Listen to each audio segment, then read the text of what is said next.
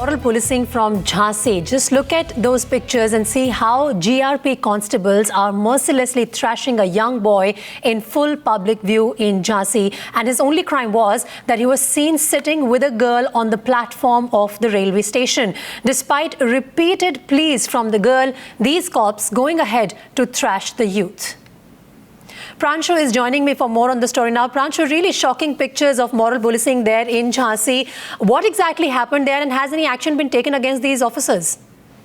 Well, see, these both are the constables of the railway police there and were posted at the Jhansi railway station. Now, as per the incident, this transpired day before yesterday when this couple, in which the boy is around the age of 20 to 25 years and the girl is around 18 to 20 years, they were seen sitting on the railway station, and somehow the cops on the duty there, they took an objection to it, after which some verbal dispute started between the two constables and the boy in question. And then both these cops, they assaulted him, they dragged him outside the station, beat him up, and all this while the girl kept on pleading that there was nothing wrong which the boy was doing. They were just sitting there talking and they know each other, but despite all those pleas, the cops relent, and it was only after they saw that they were being recorded, it was only then that they allowed the boy to go away. So clearly no case was registered against them, and also in this case both the victims, that is the girl and her friend, they haven't registered any complaint against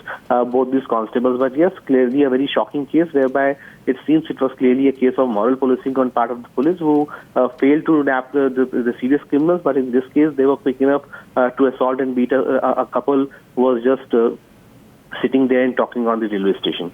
So, Pranshu, what you are saying is that neither the boy nor the girl have registered an official complaint in this matter. So, in such a case, can any action been taken against these constables? What are the view of the higher authorities?